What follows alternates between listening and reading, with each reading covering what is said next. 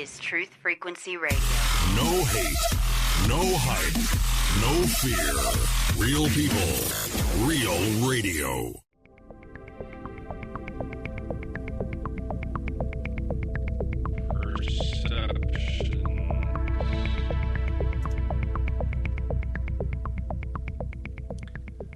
Hello, everyone, and welcome to Perception Talk Radio, where the truth is found when you finally ask the correct questions. Believe it or not, this is my first truly live broadcast, and so I thought I'd do it right. We have a special guest tonight with us this evening, someone you already know and love, author of Babylon Rising and The First Shall Be Last, and also Archon Invasion, The Rise, Fall, and Return of the Nephilim, and the host of the Revolutionary Radio Project here on Truth Frequency Radio. Yes, it's Rob Skiba, everyone. How you doing, Rob? Hey, John, how are you? How was that for a long intro?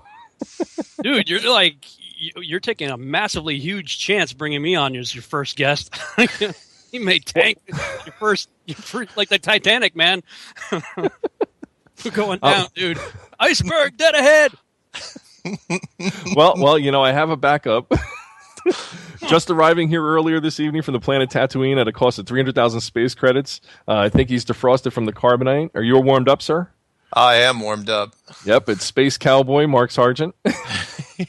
And just so you know, I don't know if I'm going to be a good backup either, because, you know, Rob may tank it, but if Windows 10 gives me trouble, then you'll be talking. It's like, what do you say? What do you think, Mark? And you'll just hear dead air. It'll be awful. So if I disappear, you'll know why. Well, I figured, if we're going to crash and burn, we should all go down together. So just like the Titanic, I think that's a good analogy. But actually, I'm kind of like the odd man out, because I'm usually the wingman on this. And I'll be the first one to say that I'm not an authority on the flat earth topic. You gentlemen have done your research and put together a lot of material on it. So I thought having you both on to discuss would be important. Especially, Rob, I think this is your first debut back on a live broadcast for interview. I'm trying to think. I just did my show again. I don't think I've been on anybody else's show since I kind of it was a short break. Yeah. I had sort of a meltdown like on August 16th. I'm like, that's it. Screw everybody. I'm done. I remember something Mark said a while back. He said the first rule of Flat Club is you don't talk about Flat Club. Yep. Now I understand. And you know what? To be honest with you, nobody would fault you, not so much for the topic of conversation, but for the people and the infighting and everything that comes with it. I think there's certain demands placed. We're all looking for the truth, but some people put demands that are really too great for us to give them the answer they want or whatever. And so, it takes a lot from your personal life to go up against that criticism. But I think you've done brilliantly. You put out a lot of new material, and I think you're going to reveal some new links. And, I'm going to let you tell it. Why don't you go ahead and tell the audience what you've been working on? Well, like I said, on August, actually, I got to go back to April 13th. That was the first time I ever heard of Mark Sargent, and I heard him on Canary Cry Radio. I downloaded it. It was about an hour and a half long show, and I had about an hour and a half long drive to go to where I was doing my taxes. So I'm listening to this thinking this is just like an April Fool's joke or something at first, rolling my eyes. And then at the end of it, I'm going, well, shoot, some of that made sense. Did you check the calendar? Was it April 1st? It was April 13th. Okay. Just a few days. Yeah, it was. Well, I don't remember what day they actually did the broadcast. That's the thing, because it was like it was an archive broadcast. It was like Groundhog Day. It was April 1st, a week later. It could be. So after going and doing my taxes, I thought, I'm going to listen to this again. So I listened to it on the drive back. And then I'm like, come on, this really. So I started doing some research on my own. And now, before I even listened to that, I had people on my Facebook page hounding me for months trying to get me to look into it. And I had the same reaction everybody does. What are you, crazy? This is stupid. It's 21st century. This is insane. Come on, knock it off. But after hearing Mark on Canary Cry and then watching Flat Earth Clues and several other videos that, of course, populate in the suggested videos column there on YouTube. Sure. I was very intrigued, and at first I kind of set out to debunk it, and did like a lot of people do. We have all seen the pictures, right, from space, but as soon as you start looking into that, you find out they are either all composite images or paintings or just outright fraudulent or questionable at best. Mm-hmm. And then the next thing I did, I come from a very much a Christian background, so I consulted the Scriptures, my source for truth, right? And anytime I do this type of research, I really try. It's hard because we all have our own personal biases, but I try to come at it as freshly as I can. I'm like, okay, I'm gonna put all preconceived notions aside, and I'm just gonna read the text and see what it says, as if I'd never heard anything about a ball or globe or sphere or anything. And wow, at that point, I was stuck because you cannot get a spinning heliocentric globe ball out of the Scriptures. You just can't. And I tried every which way to see if I could, and it's not there. And at that point, I was stuck because I've built my entire ministry on saying the Bible is my source for truth and I can take it literally. But if you take the Bible literally, welcome to the Flat Earth Club. You can't get out of it. And it gets even worse if you happen to dabble in some of what I call the biblically endorsed extra biblical texts, such as the Book of Enoch, which is an absolute slam dunk for the Flat Earthers. Now, I want to say something. You just gave me a thought on this. I know a lot of times in forums, whether it's conspiracy circles, whatever, whenever somebody brings up the Christian aspect, there are those people who are atheists or agnostics. They roll their eyes and say, oh, I'm not even going to listen if you're going to start quoting Scripture and so on and so forth. Sure. However, if it's proven that the earth is flat, I think it's going to bring atheists, agnostics, and Christians together on the same level playing field, so to speak, because now we have to address, as the whole human populace, okay, now where the heck are we? Because before, we were all kind of coexisting, even disagreeing on a round earth, right? Yeah. But now with limitations of a flat playing field and possibly a dome containing us, we have to start looking at this as if, the Christians are going to have to ask, well, why did God put us in a dome, in a containment? Atheists and agnostics will say, why is there a physical structure around us? What is this reality? Not to detract what you're saying, but how does that tie in? Because you mentioned Exodus. What solidifies it for you now with the Bible? Book of Enoch. I'm sorry, Enoch. I'm sorry. Yeah.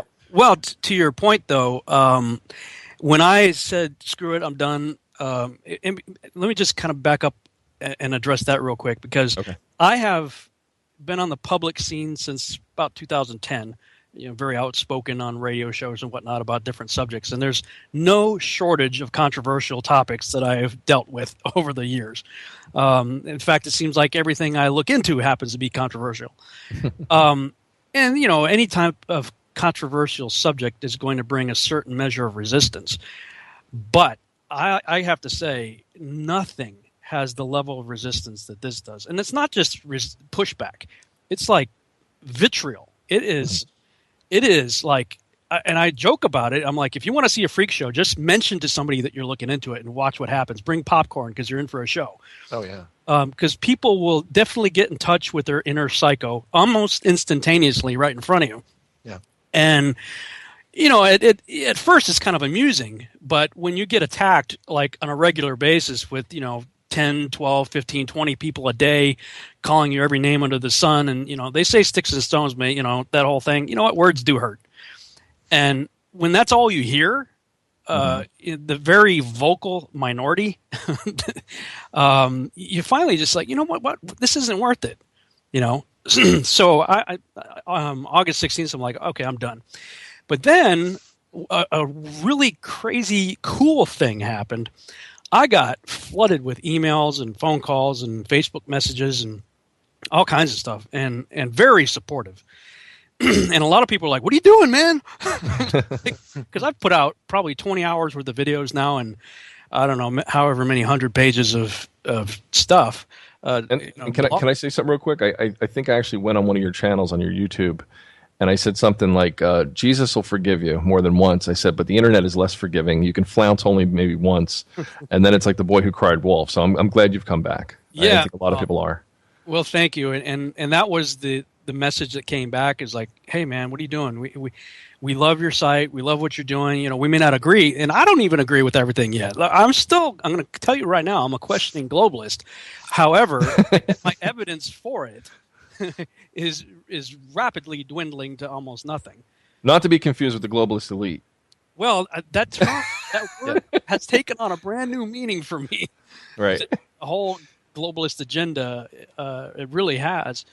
But when I got, just so much positive, encouraging emails and testimonies, and you want to talk about atheists, I had several, probably at least a half dozen or more, write to me that have said to me that they have either now been open to the idea of entertaining that there may be a God out there, or have given their life completely over to him and had a radical life change, and they're like, dude, you can't stop, So that really surprised me. Of all the topics, that would reach an atheist, that would be it. But I've had lots of them. In fact, it prompted me to put together a page just dedicated to testimonies. And if anybody's interested, they go to testingtheglobe.com/testimonies.html. And that's just a handful. That's just what I had time to cut and paste the day I put that page up. And you know what? I think the reason why people get so upset, or like you said, like they react so violently against this subject, is because unlike finding out that you're paying too much in taxes, or the New World Order is controlling every aspect of your life, a lot of people will just shrug their shoulders and say, well, that's just the way it's always been. This topic, you can't just shrug your shoulders. You can't just shrug it off. Because like yourself, like Mark, and Mark, you may want to comment on this, you would have dispelled this. You would have proven it for what it is, but you haven't. Nobody has. Yeah, I would have if I could have. And if I might interject, just what Rob was saying, Star Gods, I think, voiced it pretty well, which was he goes the being open-minded. People will say they're open-minded all they want. He goes, I got something that'll test you. It's called flat earth spray. And you spray it in their face and you see what happens. And you'll find out if they're really open-minded or not. Because what he was saying, there's people, they can say what they want. Oh yeah, I'm into this, I'm into that. Flat earth comes along and everybody just steals their jaw, and it's like, gets angry, and what you were saying about just the rage that comes through. It's amazing. So anyway. Yeah, that's just, to me, it has to be more than just cognitive dissonance.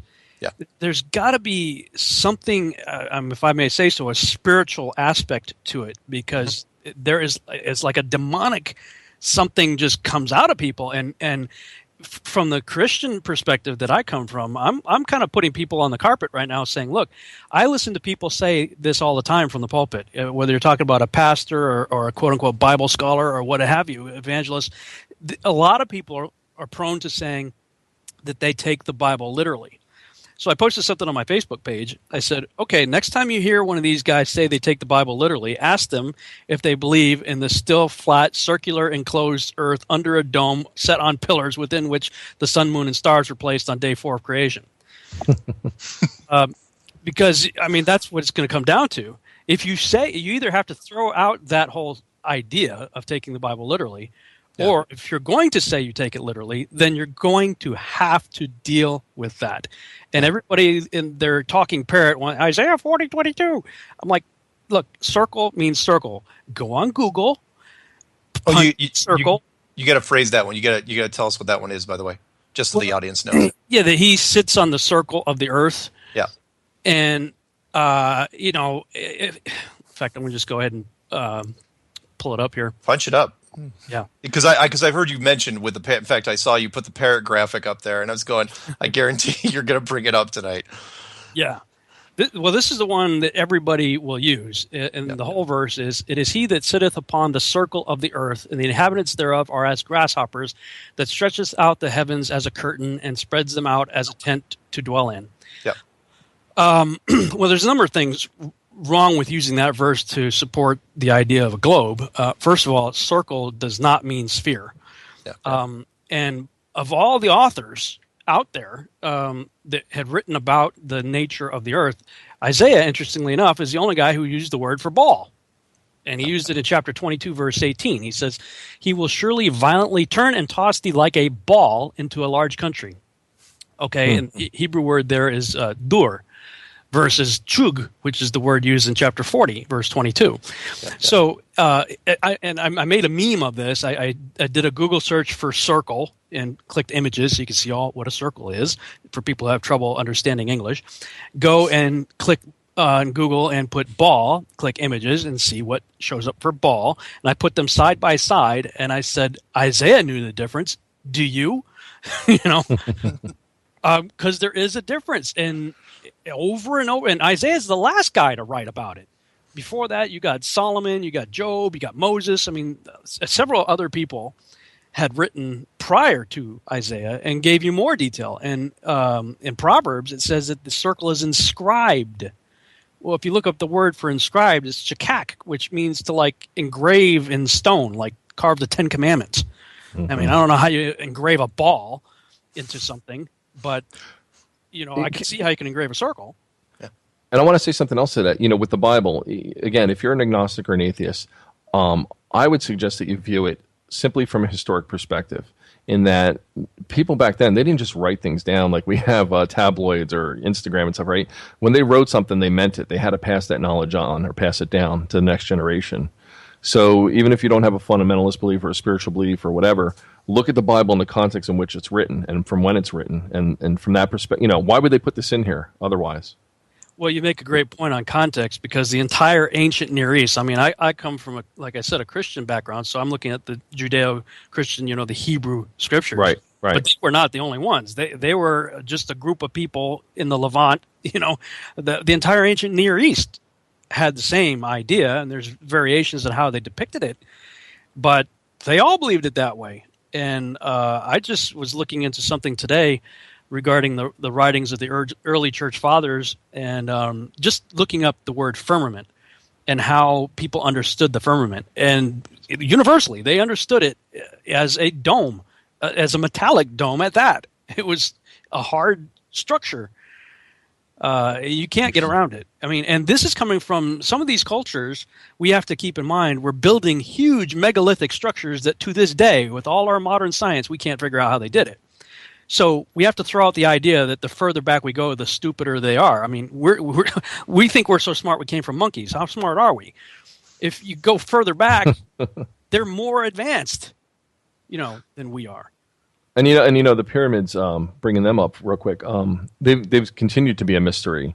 I was working with a gentleman one time. He was a geologist and paleontologist, and he said to me a noted fact that all the pharaohs that were buried in them were buried in successive order, in descending successive order, in the biggest to the smallest. Now, he said if you're going to build a pyramid, as the next pharaoh or king, you would want to outdo the guy before you and build a bigger one. But that didn't seem to be the case. So, where did the pyramids come from? Who built them? And then, like you're saying, who built possibly these other structures or the foundation of the earth itself? And there's so many mysteries we don't know. And these guys who are doing this stuff believed we're in an enclosed, flat world. Yeah. Yeah. What I really want to see, and I brought this up on Mark's show, and maybe this will apply as we keep talking about the Bible, this show, is how they can map the heavens or the stars or the astrology and apply it from a flat Earth to a circular Earth perspective and have it coordinate the same. You know what I mean? Like have it all align the same, because something should be off. You mean like like you're saying that the ship got back when the Earth was flat, right? You could cross oceans and everybody got to where they wanted to go, more or less. And then when it went to a globe, why wasn't there a complete revamping of the navigation system? Right. You think everything would be off, right? Constellations and the way they navigated and what they were marking down, and again, what do you think on this, Rob? Well, that's one of the arguments that I hear all the time from people who do navigate the oceans, on a regular basis, be it their job or by hobby.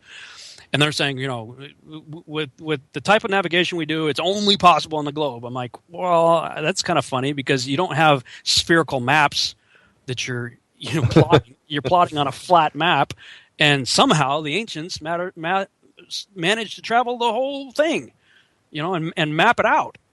And they did so with the mindset that it was flat. So, I don't think the argument works. Now, I'm not smart enough in that field. I have no experience in it. But, when people are using sextants and stuff like that, and they're using it to figure out the size and distance of the sun, it doesn't come out to 93 million miles away. Yeah. And we may in the future have a guest who's more familiar with that, including, again, the alignment of certain structures like the pyramids or other things they measured, like you said, on land, or even like the Nazca lines. I think those big animal drawings, that you can only see from the air. They look like eagles and different things. And you have to wonder what perspective, what tools, what were they going by? And did they account for a curved Earth when they were doing so? I just recently was looking into the astrolabe. Mm-hmm. And I'm not sure if I said that right. Yeah, astrolabe, I think is how it is. But that whole thing looks like it's a plotted measurement device that would work just as well on a flat plane, as I understand it. But I had created because I'm getting a lot of questions, and I'm like, look, how did I all of a sudden, I don't know anything. I'm still trying to figure this stuff out myself, but I'm tenacious. It's like, when I get on a subject, I got to figure it out, and so I'm really trying to dig into everything that I have questions about. And one of them is, how do the four seasons work, and, the long nights and long days in the various, places on the Earth in the Arctic and Antarctic. And so I've had this software that I've used for years for other purposes called Stellarium. It's a free software people can download, and it allows you to track the movement of the sun, moon, and stars, past, present, and future. And you can set your date and time as well as your location in this software. And there's a whole lot of options that you can use with it, including different ways of, like, different types of lenses, as if the screen that you're looking through is looking through a different type of lens. Okay. And as I messed around with it, I set my location to Antarctica. And, it was showing it going across the screen, because I was basically just looking in one of the cardinal directions, north, south, east, or west. But I wanted to see all four. So you can kind of pull the camera back, so it's like this fisheye lens effect, so you have north, south, east, and west all the way around you. And I played around with it and the different types of cameras that you can use in it, and got it figured out so that I can watch the movement of the sun and moon for the whole year overhead. Now, when you do it that way, it's going counterclockwise over you. But I noticed that it was doing some really interesting things, because it was following a wider circuit and then tightening up to a smaller circuit. And so then I got rid of the sky. You can make the sky disappear, make the stars disappear, make the ground disappear. So all I was looking at was the sun and moon against a black background doing its thing. Okay. And it's going counterclockwise. So I went ahead and recorded a whole year. I started January 1, 2015, went right through the end of December. And after I got it recorded, I brought it into my video software, and I can punch the black background out and put it over the classical flat Earth map. And then all I did was flip it horizontally, so it's not going counterclockwise, it's going clockwise now, because I'm looking down on it as opposed to looking up on it. So I'm looking down on it on the map. And when I did that, I was absolutely amazed at what happened, because here's this globe-based heliocentric software, perfectly illustrated, at least to my satisfaction, in my mind anyway, how the four seasons work on the flat Earth map. And what really astonished me is, after I did that, I decided to compare January with June.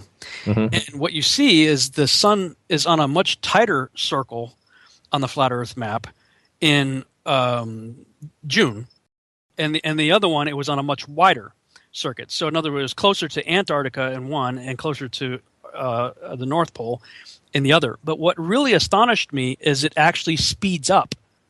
The sun actually speeds up because I have June and January perfectly synced. So you see that January 1 and June 1 and the hours in sync. So it's the hours, the time is in sync. But the only way the sun could maintain the same 24-hour time period in sync with June would be for it to speed up. And that's exactly what the software did. I didn't do anything. It almost sounds like Swiss precision, as if the whole thing is a mechanical or a clock. It's a clock. I saw that animation you made, by the way, Rob. It was brilliant. When I saw what you recorded there, and I was going, wait, what am I looking at? And by the time the year had finished, I was going, holy smokes. Yeah, exactly what I thought. I was going, this thing is very, very well built. Yeah, I just had a hunch. I had a theory, tried it out, and it just worked like clockwork. It's going, holy cow, that's amazing. Well, let me ask you this, because we're coming up on 1 minute till the break. What vantage point, because now we're talking about space a bit here and the moon and other things, what vantage point do you think is finally going to solidify whether we live on a flat or a round Earth? That is, do we need to go into space? And if so, are they preventing us from? Because men of industry, men of technology, like everybody from Tesla to the Wright brothers, everybody's made advancements, right, at every level, even the German scientists. But for some reason, Elon Musk, none of these guys, they had a bunch of failures with the SpaceX program. Nobody's getting up into space. So I'll pose it to both of you guys. Do you think the answer is going to be found here on Earth, or is it going to be found when we finally get up at a certain altitude? Well, Go Got ahead. 30 Rob. seconds. Go. Do it in 30 seconds. Never going to do I'm it. just going to say, looking at the time, that's not going to be But we can come back and talk about this, but I just want to see. after the break. What do you think, Sky or Earth? Do you think we're going to figure it out, or do you think NASA's going to spill the beans? I don't trust NASA as far as I can throw them.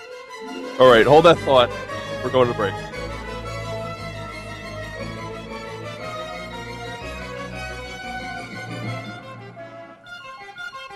Welcome back to Perception's Truth Radio. Just breathe and let it go. Okay, where are we? So yeah, you had a loaded question. Yeah, he did. Yeah. Wait, loaded? What? Yeah. Okay. Nice. The question was, thank you. Why would you shoot me? Shoot him. No, I was just shooting in the air. Go ahead. The question was, how do you think this thing's going to be revealed finally to the public? Is it going to be one of those things that the public's going to have to, force people into space? Or is it going to happen on the ground? Is it a combination of both? Any thoughts on this, Rob? Yeah, well, what has really intrigued me about this is you keep hearing all these rumors about NASA either themselves or teaming up with another organization to get civilians up there. Yeah. And, I mean, from the flat earther side, I'd be a bit nervous because if you're putting all your eggs in the basket that it's flat and they sent you up there, well, there you go. I mean, but my questions I would have about that. First of all, I'd be, because some people are out there. Well, we should do a Kickstarter campaign to get you up on the next. I'm like, look, these things are blowing up. I really want to go up on the next SpaceX. As much as I would love to get into space, it was my childhood dream. Until they stop blowing up, it's not something I'm going to be too interested in. Yeah. But I'll tell you, I have seen footage. There was a German rocket that went up a couple months ago, and it got up to, I believe it was about 75 miles, 73 miles, something like that. Yeah. And it had cameras on it. It's spinning around, and it's flat, man. When you see, the problem is people are using all these fisheye lenses, and a fisheye lens is going to be pretty close to accurate whenever the subject or whatever you're looking at is across the center of the lens. But as soon as that camera tilts up or down, it's all warped out of whack. And, you get concave, convex, the Earth is the incredible morphing blob. So this particular thing, a rocket, when the horizon went across center, it's flat at 73 freaking miles. Yeah. Okay. I mean, I've seen the weather balloon stuff up to like 130,000 feet. Mm-hmm. And I mean, that stuff's flat as a pancake. And I saw another one that was about 60 miles, if I remember, that was shot way back in the beginning with a V2 rocket. It was black and white footage, and the thing's going up there, and as it starts to tumble back down and the horizon goes across the center, it's flat. Black and white footage, V2 rocket. Yep. So at this point, I'm looking at this saying, of all the information that we have, barring NASA, the government, and the military, and that goes for any government or military in the world, barring all that, the only information we have is from experiments like the ones I just talked about or civilians sending up weather balloons. And in every single case so far that I have seen, in fact, somebody just posted on my Facebook page, you've probably seen it going around, teenager floats, 30-pound camera into space to capture curvature of the Earth. Right. Problem is, if you click on that video and watch it, as soon as that horizon goes across the center of the screen, it's flat. Yeah. So, I mean, everybody in the beginning was like, oh, if you've ever flown in an airplane, you've seen the curvature. Sorry. They don't get above 40,000 feet, civilian planes, so ain't nobody seen the curvature. I would have said it myself. I've traveled the world many times. It would have said, yeah, sure, I've seen the curvature of the Earth. That's because my brain told me I did. But now that I'm out there looking for it, anytime I've been up in a plane since April, I'm taking pictures out my window, bringing it into the Photoshop, put a parallel bar across it. It's flat as a pancake. Bingo. Can I say something to that real quick? Yeah. Even though it's my show, right? I have to ask. No, you can't. Can't. No, I'm a photographer, so I know exactly what you're speaking of. And I show people when I shoot their picture, especially with a 16 by 35 wide lens, how you can change the perspective and force it and do all crazy things with it. And like you said, you turn it and it gets all wonky. However, a lot of people believe, they say seeing is believing, right? So in terms of going into space, there's a certain sense of weightlessness, right? We're always told you go into space, you float, right? Well, I've seen the same phenomenon in water, right? Our own astronauts float in water, right? Yep. Falling from space, well, you're falling because the gravity is bringing you back into Earth. Okay, well, I've also seen deep sea divers, when they go beyond a certain point, the water just pulls them down really fast. So I guess what I'm getting at is, seeing is believing. We don't know what's up there just by sending a camera, right? We don't know what... Cameras are, at best, they're inconclusive. That's what I mean, yeah. Because of the types of lenses and whatnot. But I will say, from what I have seen so far, anybody who thinks that they've seen the curvature of the Earth at anything below 70 miles, you're on crack. It's not there. You're convincing yourself that it's there, but it's not. And that's proven by, as soon as the camera, that the object goes across the center of the lens, man, it's flat. And that's showing it as true as that type of lens can show it. So my question would be then, okay, if we actually physically go up into some kind of craft or whatever, with SpaceX or something, NASA in the future, what type of windows are they going to have? There you go. Yeah, and what disclosure agreements are they going to have to sign?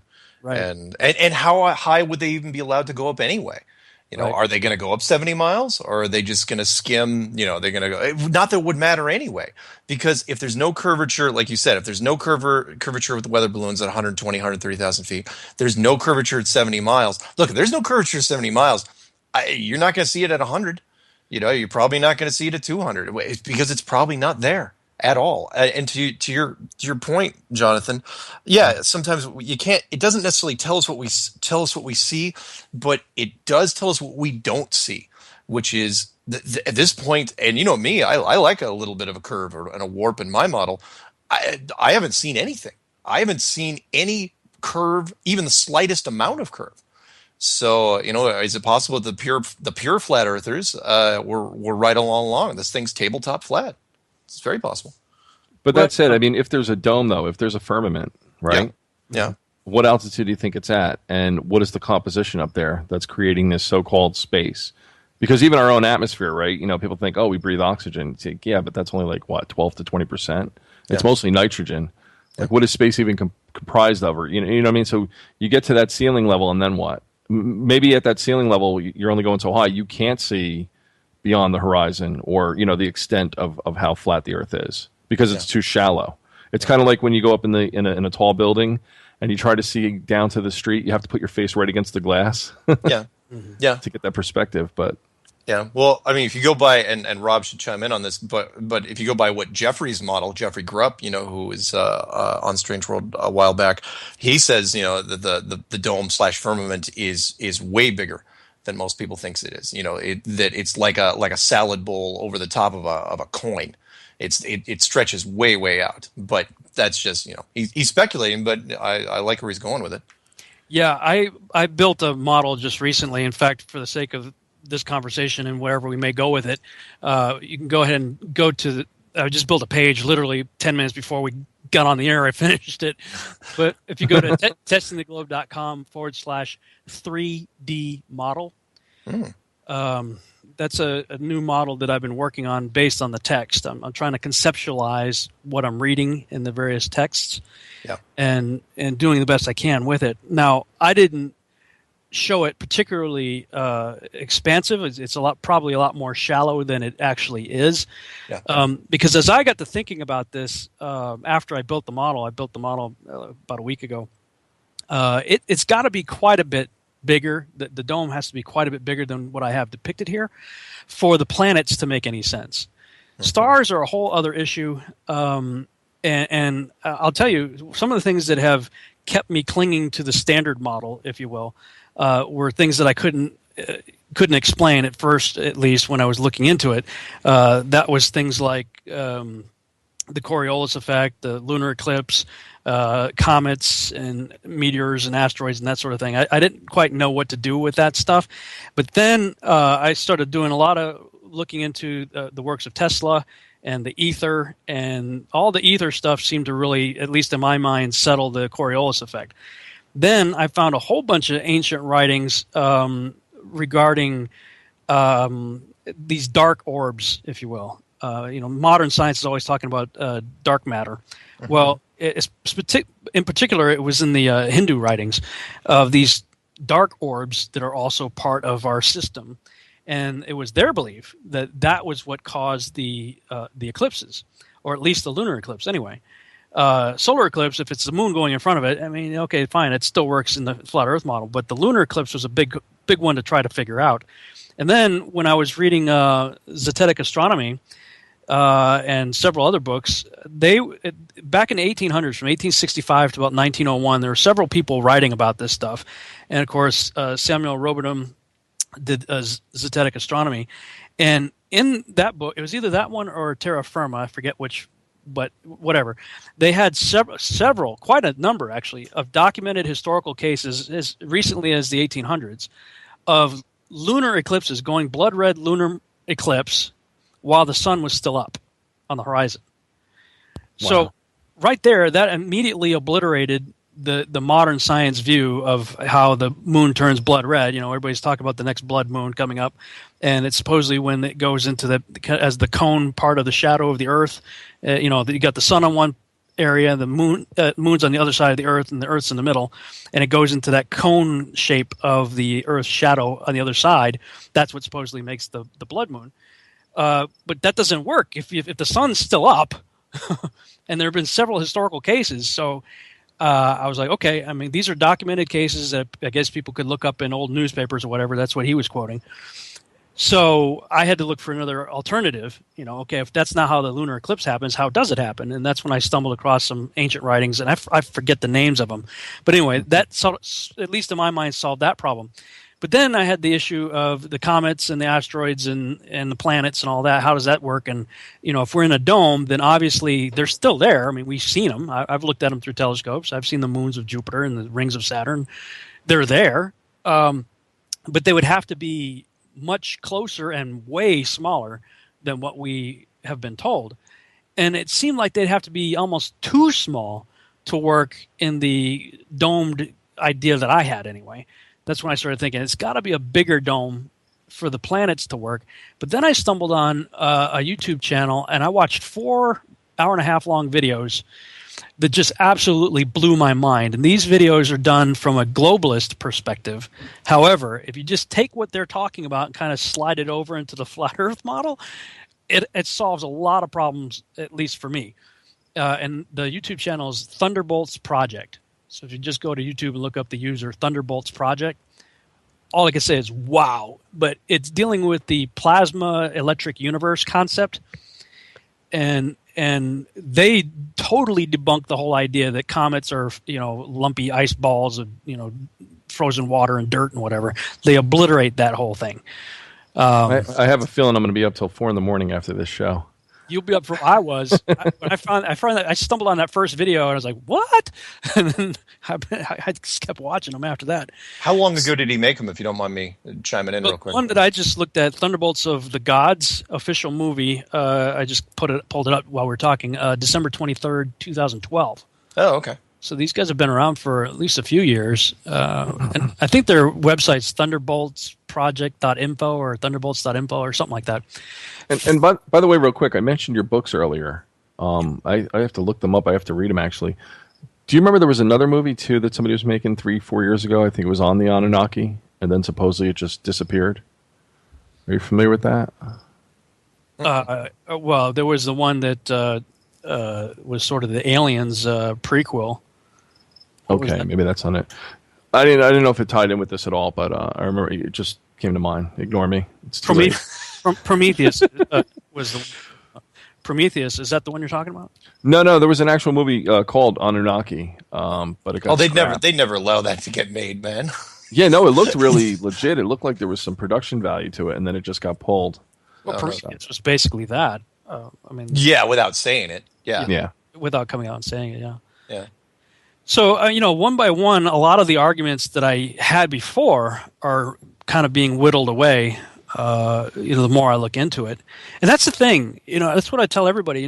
They say condemnation before investigation is the height of ignorance. And there's a ton of people out there perched atop Mount Ignorance throwing rocks in glass houses. And I'm like, guys, take a day, just one day, to look into one area that you got questions about.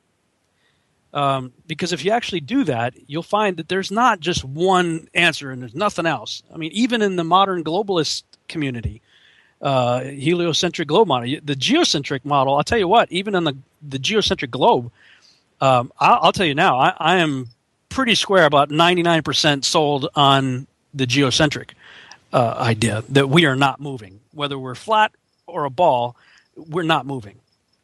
And that supports Scripture. Scripture tells you that. Scripture says, it's stationary, set on pillars. So with this model that I built here, and I built this model and put it together in segments, sort of with cutaways.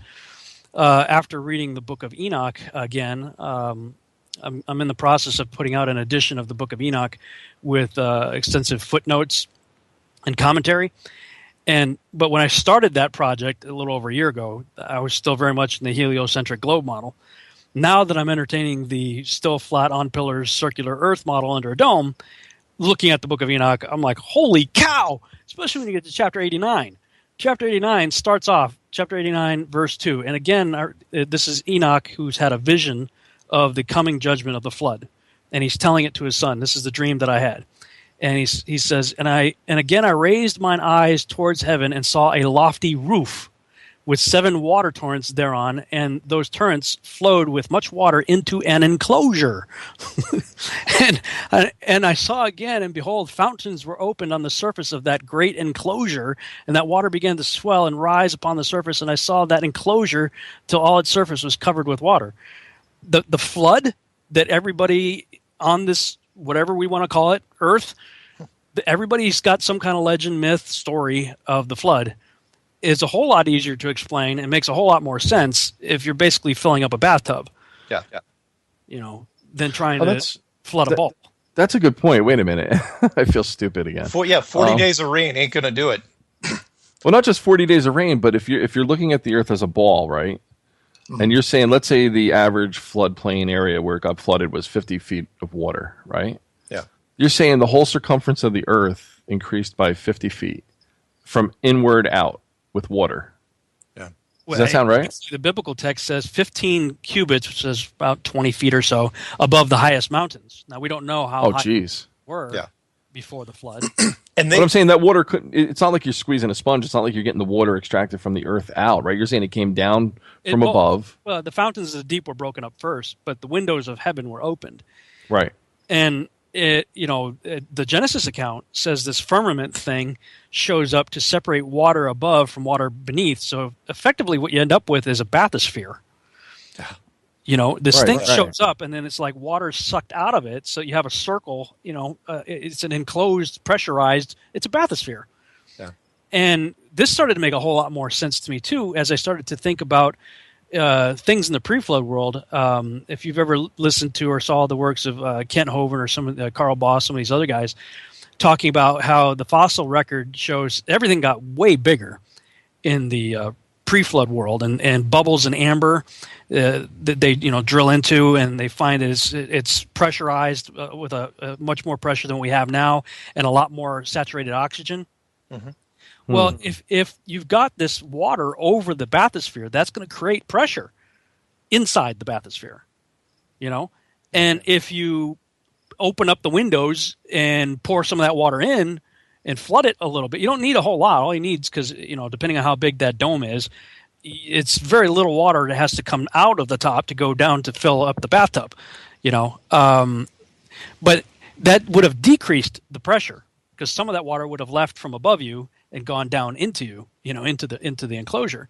Yeah. So to me, I was like, wow, that would explain why there was an atmospheric change after the flood, is because some of that pressurized water that was above has been released. Do you follow? Yeah. No, absolutely. And they hinted at that. I don't know.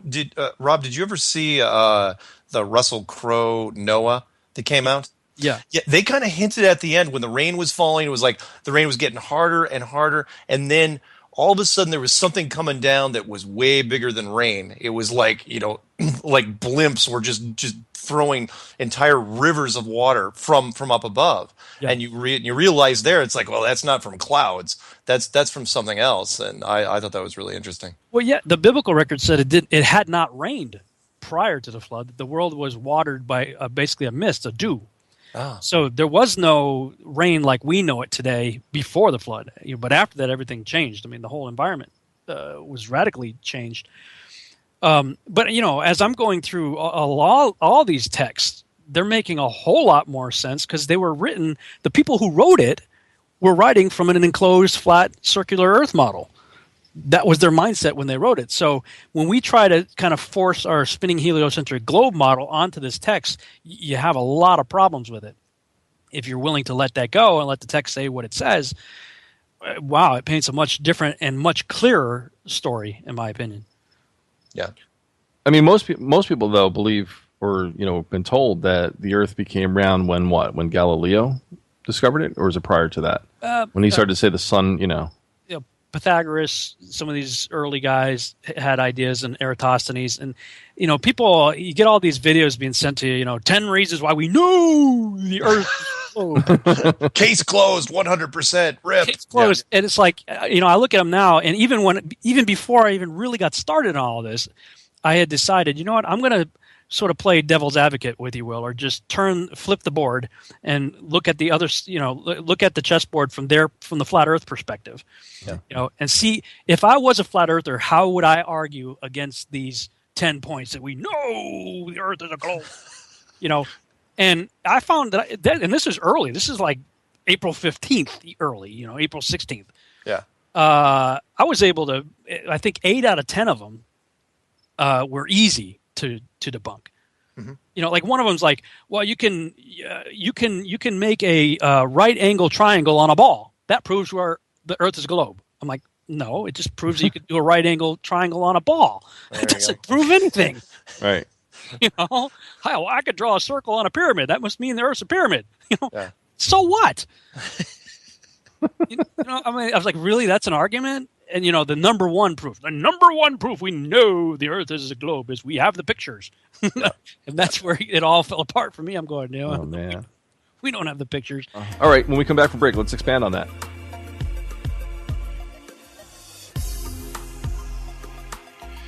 The Earth is round. The Earth is round. The Earth. Oh, wait a minute. This is my reading voice. Hold on. Sorry, guys. That was my inside voice. It got out. I knew you had doubts. No, I wonder when there's people, when they're first being exposed to this and they're resisting, and it's like, resistance is futile. Yeah. Everybody fights it at first. Everybody, including me. I've only run into, I think I mentioned to you, Jonathan, a few people, very, very few, and I think they were both women. That it's like, oh yeah, I totally accepted it right off the bat, and I go, what's wrong with you? Come on, fight it like everybody else. Well, this used to be a simple topic to laugh off. I'm telling you, like the stuff we're talking about that Rob's doing, everybody's doing on this now. It used to be a simple saying, wait a minute, I've seen pictures from space, I've seen a globe, I saw them land on the moon, and that was the end of it. And now it's like, what? Internet science? What? Before we let Rob roll with this, I've got to mention that it's still strange for me, the fact that we're talking about this, and that we've been talking about this show after show. And that, since February, when this thing really took root, there's been no magic bullet. That's what I was thinking was going to happen. I thought that in March or April, or someone was going to find like what Rob found with Perspective that killed NASA basically, in with the moon passing in front of the satellite. I thought that was going to happen on the other side, or someone was going to come forward and say, all right, here's why it's a globe. Here's my proof. You guys can all shut up and go back to doing something else. And it never happened. It's September. We're getting halfway through September now. Never happened. Well, see, and we've been carrying on with this for a few months now. So now I commit a crime. I got an insanity plea. Right. People's, now it's like I go to court and it's like, Notice this? I feel like I'm taking taking crazy pills. You know what I'm saying? Yeah. Exactly. So that is a good cop out because I just last week I had to have a plate and 8 screws taken out of my foot. I had surgery 2 years ago and the screws were bothering me, so I'm a lot less screwed up now than I used to be. Oh, you know, I don't have a drum snare or sound effect yet, but I'll have it for next week. But I'm still out there talking about flat Earth, so how sane can I be, right? Yeah, and what I got to throw in one more thing. People will come to me and they'll say, "Hey, look, I'm going to tell you something," and because I get calls, you probably like you do. I get calls and emails all the time, and they'll say, "I'm going to tell you something," and you're going to think it's crazy.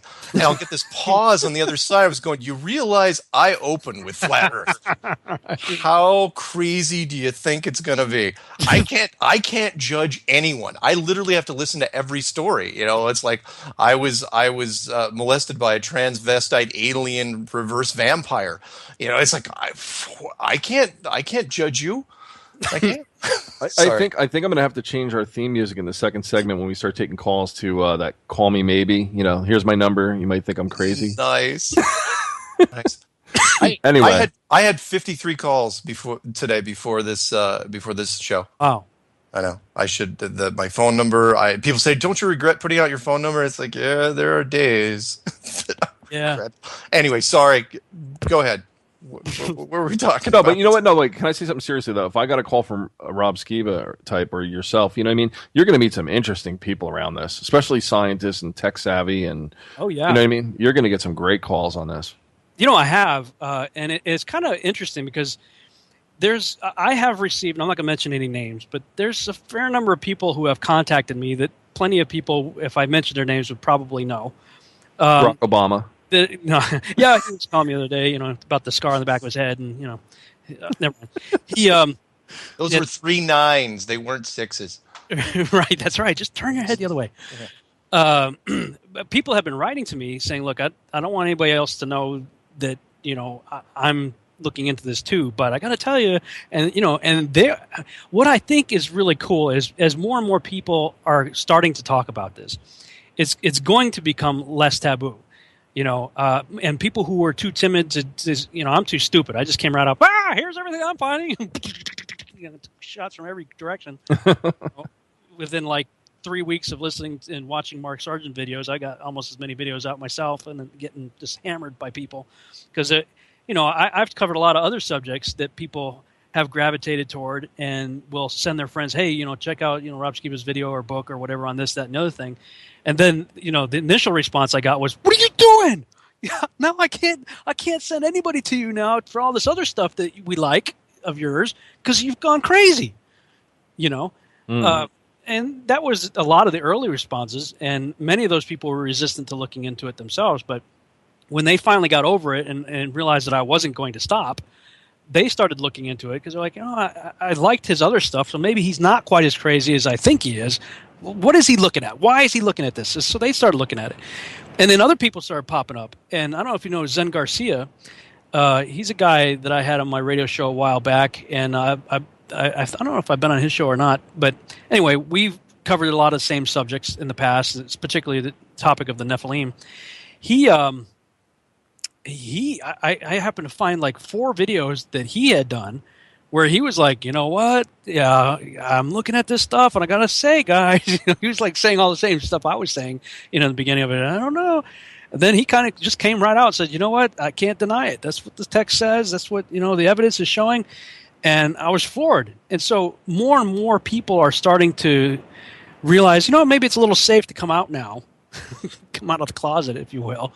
And as people feel a little bit more comfortable in having the dialogue, I've had I'm sure Mark's had many really cool conversations. I've had some awesome conversations with people on the phone and internet exchanges and email and whatnot, where people are, as we start to put our heads together, we can solve some of the problems, that you're stuck on, for instance, and if we can come together and stop calling each other heretics and crazy and lunatics and, all the names and everything, just let's talk.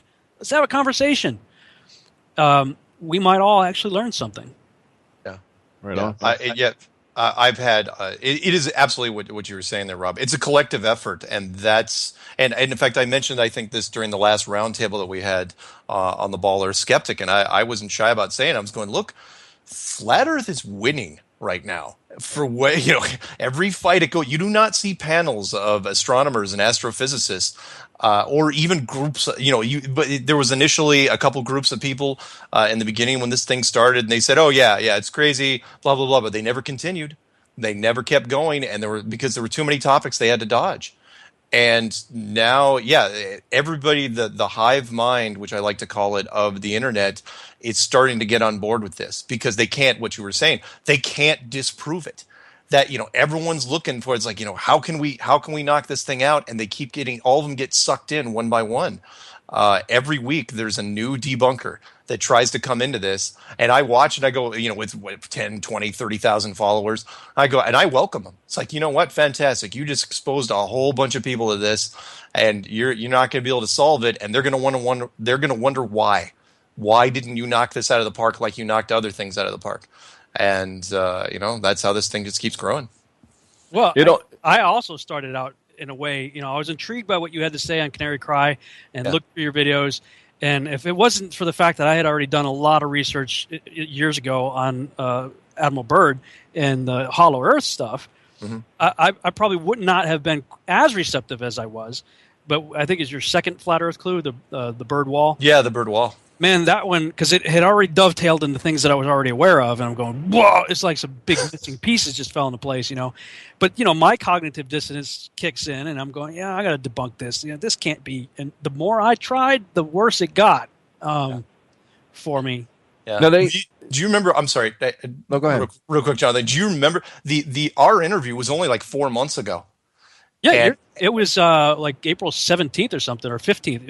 It was shortly after I listened to the Canary Cry one. Yeah, and since then, so much has happened. I mean, it's just crazy the amount of traction that just keeps growing every day. And I literally, I'm not kidding you when I say this. When I go into YouTube, I just type in Flat Earth. I set the filter to 24 hours, and it's like I'm going, geez, I'm never going to be able to get through today's because there's just I can't.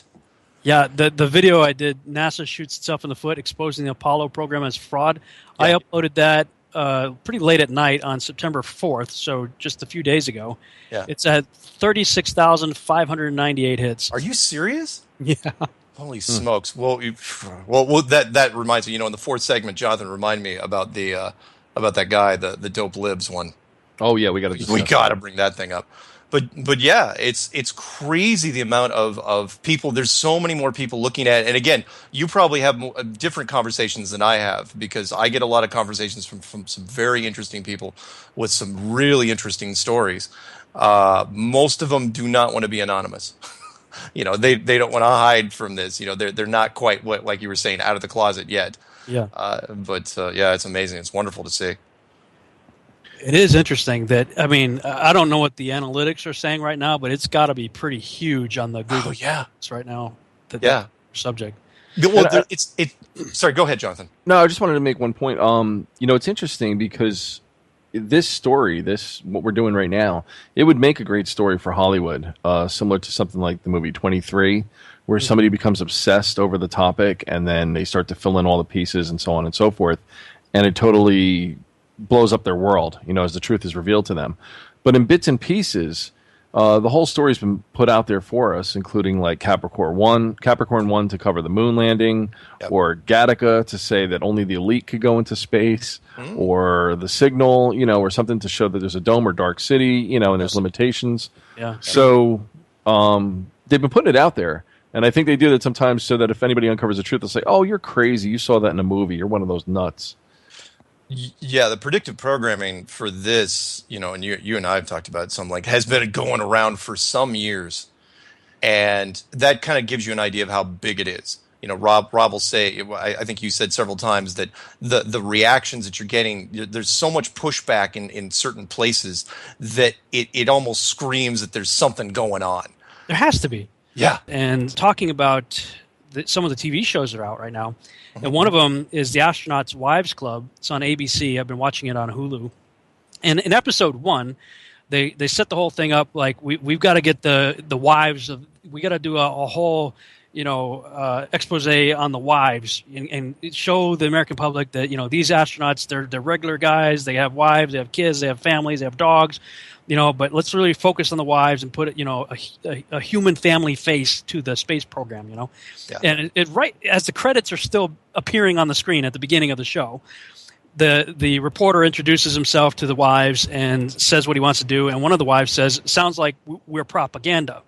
So, at the beginning of the show, they're telling you the show is propaganda, and at the end of the show, if you watch all the way to the end of the credits, after the credits go up, they show like 3 or 4 production companies that are involved with making the show, and I think it's the second or third production company that shows up. It's Fake Empire, and it's got a hand drawing of people looking up into the sky and one of the space capsules coming down with a parachute. It's their logo. Wow. And it's Fake Empire. You're like, really? Seriously? Wow. And then there's another show I've been watching on Netflix called Ascension. Have you seen that? I have seen that. It's Wow. it's a 10-part series from the Sci-Fi Network. In fact, I was turned on to that by a fan of Flat Earth. And how far are you in? Oh, I'm sorry. It's not a 10-part series. It's a giant 2 or 3-part series. I was thinking I think there might be 6 episodes, but it's whatever it is. They kind of capped it at that. I don't know if that's the end of the season. Yeah. That's it. That was it. But did you get to the part where I got to the whole thing? Yo, okay, so you saw it, yeah. I saw that. I was going, because I was going, why did this fan send me, this thing where the spaceship was the bridge of the spaceship was literally between 2 giant planetariums, and that all of space was being faked, and he does that little monologue thing. I was going, oh my God. I know. I know. I'm watching this going, holy cow. I mean, it was like kind of an amped up, cooler version of the Truman Show. Yeah. Wow. Oh yeah. And there was a guy, in fact, the guy that sent me this, I go, wow, that's really cool. He goes, you know what's cool? He goes, and they'll never do it in the States, but they did it over in Great Britain because Great Britain kind of laughs at our space program. Was they did a I think it was like a reality show called, I think, Space Cadets. And what it was kind of like a version of Punk'd, where basically they took these people, right, and they said like they won some sort of prize where they were going to send them into space, like Virgin Galactic or SpaceX and everything. Yeah. And they were going to train them and do all this stuff, and they were going to put them in a capsule and black everything out, right? But the whole thing was a punk. They weren't going to go anywhere. They were literally going to, from what I understand, they were going to send them on a fake space mission. And I don't know if it actually aired, but they were recruiting everybody for this. I was going, I think that hit a little too close to home to where, all of a sudden, they think, oh, hey, I'm in orbit, right? And they open the doors. Oh, no, you're not. It's like, what? Space, the final frontier. Man has been traveling here since the 60s. All of them brave voyagers, highly trained astronauts, not everyday people. Until now. Our mission, to take ordinary members of the public, put them through a rigorous training regime on an isolated Russian military base, and then blast them off into space. Or so they'll think. Unbeknownst to them, they'll never actually leave UK soil. The scene is set. The countdown to launch has begun. Will the contestants even want to go into space? And if they do, will they fall for the biggest practical joke in television history? We're about to find out in Space Cadets. It's Space Gym, but not as you know it. So what are we trying to achieve here? We have a 2-part mission statement. Part 1, we must convince a group of people that a large field a stone's throw from Ipswich is in fact a Russian space training facility. Part 2, we must convince this same group of people we're going to put in a shuttle, blast them into space for 5 days, where they'll make history as Britain's first televised space tourists, when in fact they will be in this high-tech shuttle simulator based on genuine NASA blueprints in this aircraft hangar here in that same field near Ipswich. Now, if they last the full 5-day mission without rumbling us, they'll each walk away with a bundle of cash. This is the most elaborate and expensive hoax in British TV history. After months of auditions, 9 contestants and 3 undercover actors were taken to an airfield in Kent. You are about to become the very first televised British space tours. You get it. On you get. They were flown around the UK in the dark for 4 hours before landing at our fake space training facility in Suffolk. Добро пожаловать на российскую военно-космическую базу Крымск. Thankfully, they were convinced by the whole illusion and quickly settled into Russian life. Nastrovaya. And this is where they're all praying they'll end up, aboard this state-of-the-art space shuttle simulator. Welcome to Space Cadets. Yep, it may not be in Russia, it may be incapable of leaving the ground, but it really is an impressive bit of kit, even if all these amazing-looking buttons do actually nothing. Fire, fire, death, death! Nothing. 3 of the Space Cadets, boldly led by our undercover actors, will be sitting here on Monday night thinking they're being blasted into space for a 5-day mission. Would it convince you? I don't know. I mean, I'm looking out the window just there. I can see the sort of projection of Earth.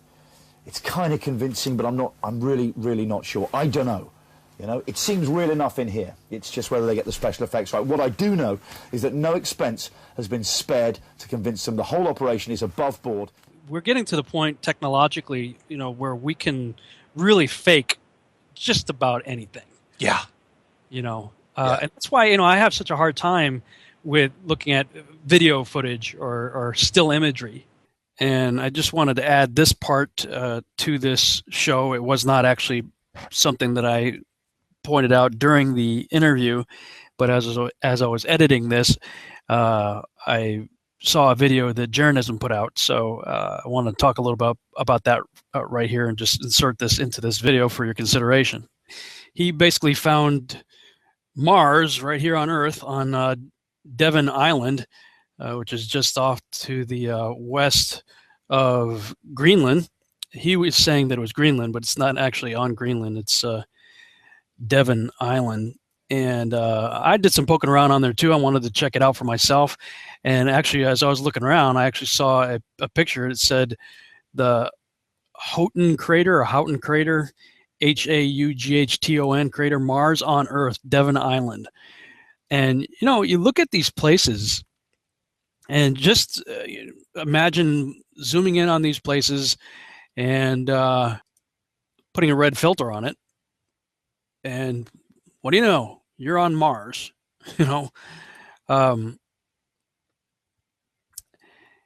He found these images right here that are, if you want to check them out, you can go on Google Earth and check it out for yourself. Just make sure you're in the gallery layers. You select Gigapan Photos, and then you'll see these icons show up right here. And so if you click on these Gigapan images, I mean, just even without doing that, this looks like the surface of a weird planet, let's say Mars, just turn it all red and it looks just like Mars. But if you click on these things, you get these panoramic views. It'll zoom in for you right into Google Earth and then show you these panoramas.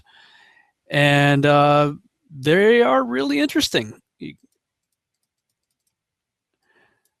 Now, again, just all we have to do is imagine a red filter on this, and you're looking out over Mars. But this is actually an island of Canada where NASA has set up some experiments, and you'll see right here on their truck, it says Mars Project. So this is the Mars Project in the Arctic.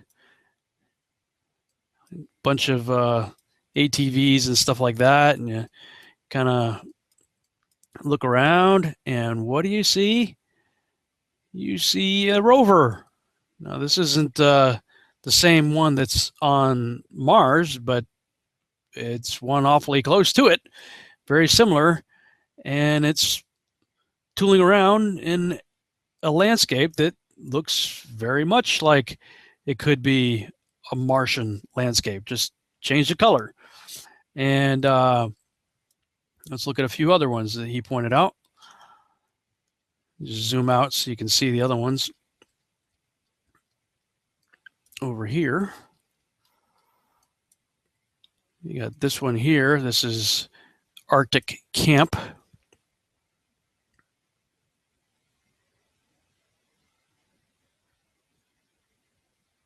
And sure enough, in the Arctic Camp, you can see that they've been here for a while, looks like. And they've got all kinds of antenna equipment and stuff like that for communications, I would presume.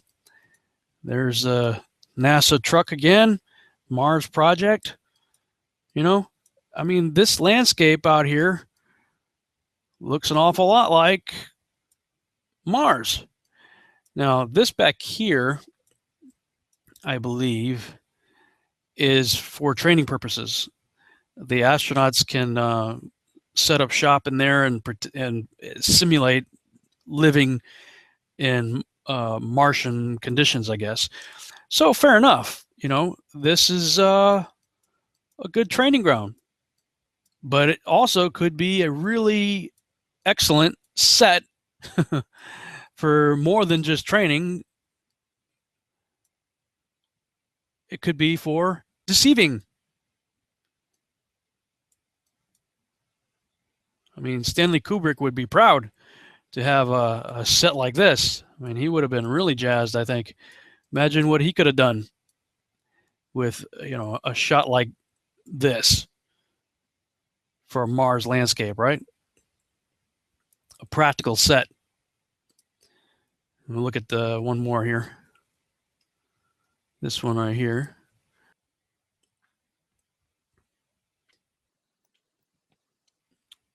And, you know, here we go. Nice Martian landscape once again. And here's our little rover guy. Doo-doo-doo-doo-doo. Looks like a different one, maybe. Tooling around in the Martian landscape. So, I mean, it's this sort of thing that, okay, it could be innocent. Sure, could be. Maybe this is just, you know, all for training purposes, trying to simulate a similar environment and cold temperatures and stuff like that. I get it. But then again, it could. I mean, it is at least plausible for them to be using a place just like this.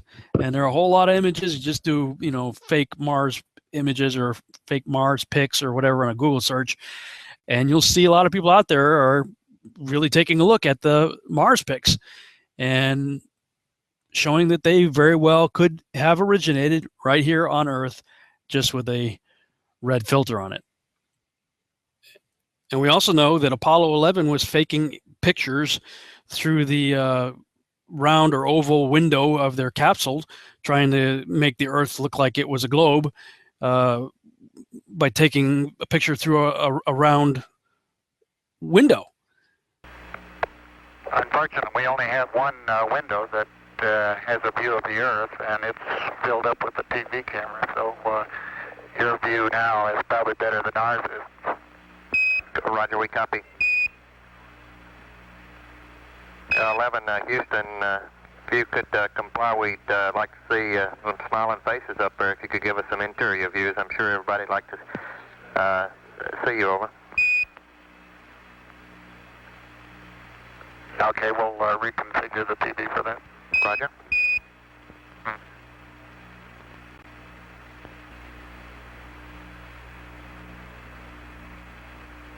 Apollo 11, Houston, appears to us that we're seeing a view from outside plus a little of the inside. It appears you've taken the camera away from the left window.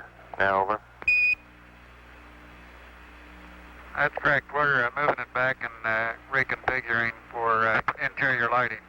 Roger.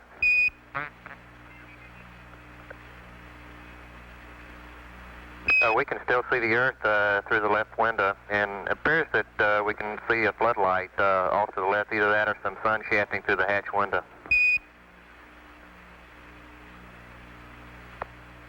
It's a floodlight. Now we're coming in. Can't quite make out who that hatch.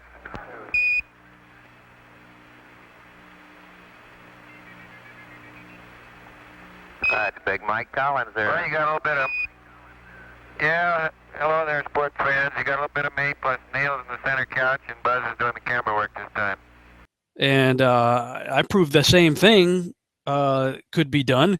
If you go to my Testing the Globe website, testingglobe.com, and go to Easy Globalist Arguments to Refute, and if you scroll down on that page, you'll see some pictures that I had taken.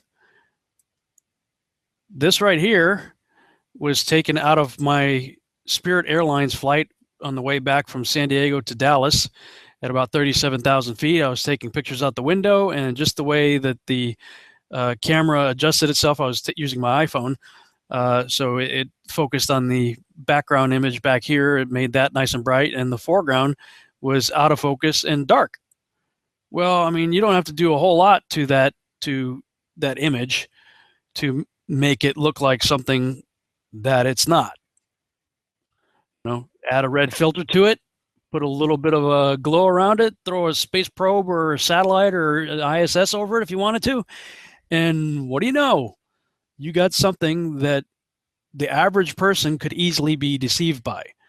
This is New Mexico at 37,000 feet. Or it's Mars with a space probe in front of it. I'm just saying it's really easy to, as Ben Kenobi said, your eyes can deceive you. Don't trust them.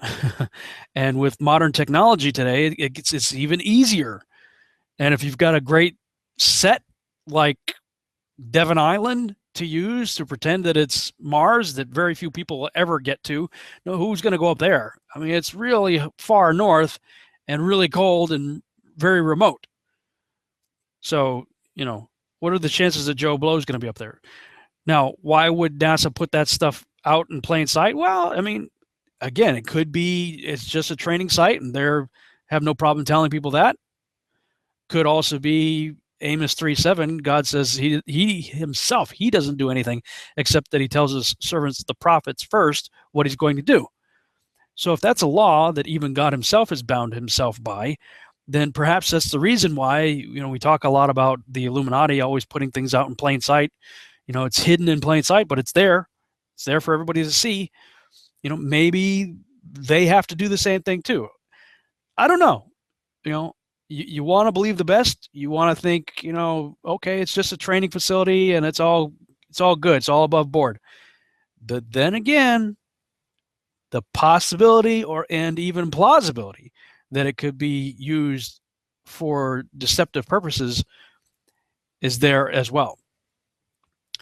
So just something to consider. All right, let's get back to the original broadcast. I don't know how I ended up on the White House email list, but I get this, you know, whatever update from the White House, and when they put out the new blue marble, you know, and I look at this thing. Update or orders? Yeah, I'm getting orders. Well, you know, Chill. Yeah, that's right. You know, guys like us. You know, Mark, I heard you're an Illuminati, Freemason, government-paid Jesuit shell. So, you know, I must be the junior officer over here. I'm not a Jesuit. You're not? No, he's with the other Judean people front. But Yeah. For the people All front those of other Judea. titles. It's about, come on, get it straight. No, I'm sorry. Go ahead. So you get a thing from the White House. Oh, so you got that thing when the blue marble came out. Yeah, when it first came out, it was, you know, the White House sent a blurb out in a Twitter or whatever to everybody, and you know, you get this blue marble, and you look at it at first, you know, it's an improvement over some of the other blue marbles, but then somebody brilliant out there decided, hey, I'm going to flip this thing upside down. And as soon as they did, the clouds are spelling sex. Yep. You know? And you're like, come on. Oh, yep. And you know what I also loved about that was, and Jonathan and I have talked about before, was that they were when they put out the blue marble shot, they made a point of saying, "Oh yeah, by the way, this is the first blue marble shot we've done in 43 years," and all the other ones. Yeah, which helped the flat Earth cause, because everybody, you know, on that side was saying, you know, there are no pictures of the Earth from space. There's only one that they've ever said, and people are going, no, that's not true. And then the White House and, you know, Neil deGrasse Tyson comments on it, said, oh yeah, this is the second shot from space in 43 years. I was going, and this doesn't bother anybody? Yes. So wait. Do you think they're helping the cause or the movement so that they can get out from under their lies? Do you think, you know, they're giving little clues and to, you know? That is, go ahead. Well, because they're still saying this is the real deal. Yeah. They're saying that this is the ball Earth. And I think it was Neil deGrasse Tyson was saying, now with this new satellite or whatever, we're going to be getting pictures every month and, new stuff. So, their plan is to constantly put it in your face. Yeah. Yeah, but I will say this, and I think, the movement and, especially with help from guys like you, I don't think that blue marble shot would have come out if this thing wasn't getting. I agree. This traction. It was I was humbled when I saw that. Because that blue marble thing was passed around inside our circles really, really fast, and I was going, wow, that's something. You're actually going to come out and put the shot out because we've been saying that there's no shot. Well, and then right after that is the moon crossing in front of the Earth. It was 2 weeks after that, I think that one came out. So it's almost like they're really scrambling because there's a guy out there called Conscious Truth on YouTube. Okay. He's got a series, NASA Fake Images of Earth Smoking Gun, parts 1 through 5, where he's going on the NASA website, going through their image catalog, the NSS-DC image catalog of the Earth, going through each of the Apollo missions and clicking on them, bringing it into Photoshop, adjusting the levels and showing the funky masks that are around them. He's just hammering them. And I did a few myself. I did the same thing with Apollo 17, Scientists on the Moon. I did that on 2 different Google Hangout shows on video with 2 different people interviewing me. We did it live on the air. I took people to the site, downloaded it live, put it in Photoshop, adjusted the levels, showed them the square box around the Earth. Right. I saw the one you did with Josh Peck. Yeah, with Josh. Yeah, where you had the square box around the Earth that was coincidentally right underneath that pointed end of the flag. Yeah. And it was like 3 days later, I think, somebody sent me a thing on Facebook saying, go look at the same webpage that I was just on, and it said it was updated. That page was updated like 2 days, 3 days after I did that show. Really? And it's gone now? It was updated, and I downloaded the picture again and tried it again, and I got a totally different effect. Nice. It still had pixelation around it, but they must have put a higher resolution picture and cleaned it up, because you could actually, when you adjusted the levels the same way that I did in the prior one, you could actually see stars, which you couldn't see in any of the other ones. So what it appeared is, these guys are out there doing this, I'm doing this, other people are doing it, exposing these pictures, and somebody over there at NASA must have they just hired a guy to go kind of clean up all the all the old stuff. Yeah. And it's like, okay, now let's get some new stuff out. Let's throw you Pluto. Yeah, Pluto. I was just gonna say, let's throw the Pluto thing out there. Pluto out of here's a new blue marble. And here's a crazy sci-fi conspiracy thought for you though. What if when they get into the upper echelons and they revealed certain truths to them, they're in a predicament because they swore an oath, or they know there's dire consequences to them revealing it. So they're secretly, like I said, pulling for us, dropping breadcrumbs, hoping that we'll absolve them of the secrets. Oh, you mean like if there's an evil, call it alien overlord that says you cannot tell the population. If you tell the population, we're going to decimate this place. Right. But at the same time, it's like, okay, what can we do not to tell them, but still kind of tell them? Right. It's like you're in, you're there and you're at a symposium or you're at some conference and you're and the guys are there debunking it. Meanwhile, the guy's kicking like information to you under the desk, pick it up, like Ixnay on the flat Earth, eh? Well, and I've thought that a few times, just because some of their screw ups, and Rob's seen them. Some of NASA's screw ups recently have been so horrible. They cross the border into negligence and blatant screw ups. And it's like almost like they're dumbing it down to the lowest common denominator.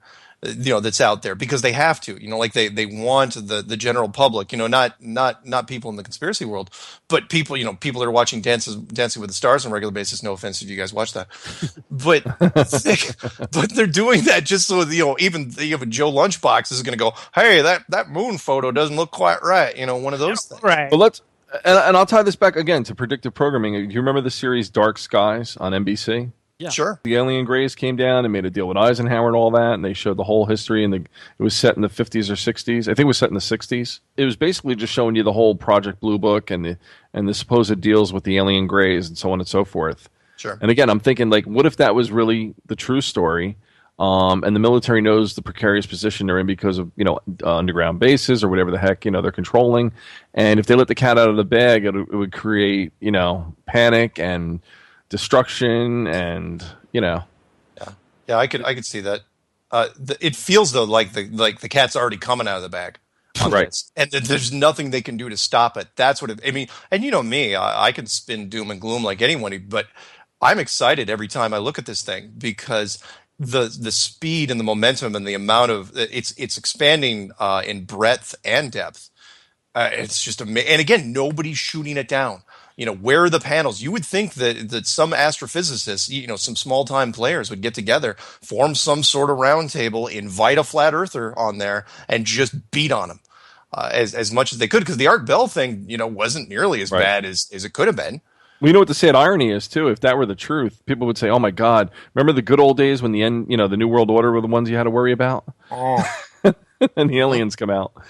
Yeah. Yeah. And I'm sorry. And by the way, Rob, you would have been a great choice for the Art Bell show as well. What I only listened to the one where the Morgile or whatever. Morgile, yeah. Is that the one you're talking about? Yeah. If you don't know the little story about it, David Weiss tells it way better than I do. But basically, Eric Dubé was initially shoulder tapped for it, and the producer for the Art Bell show was kind of riding him quite a bit. And you know me, I don't back Eric that many times, but I saw the letters in his forum, and they look pretty legit. And Eric kind of called their bluff, and this said, "Look, if you're going to keep, giving me crap, why don't you just find us another guy?" And they said, "Fine, we will." and so they started looking around, but they didn't call Jeranism. They didn't call me. I don't think they tried Matt. And so they called David, and David was like hunting around somebody last minute, and they got the Morgile. And and what I love, and it's silver lining, and Jonathan, I talked about this briefly. Here's the silver lining, which I love about this story. You got 15 seconds. Go for it. Okay, was that a flat earther, even a rookie in interviews, challenged it and said, "You know what? I'll go up against Art Bell." Oh, you got 10 seconds. 5, 4, 3. We'll be right back, folks.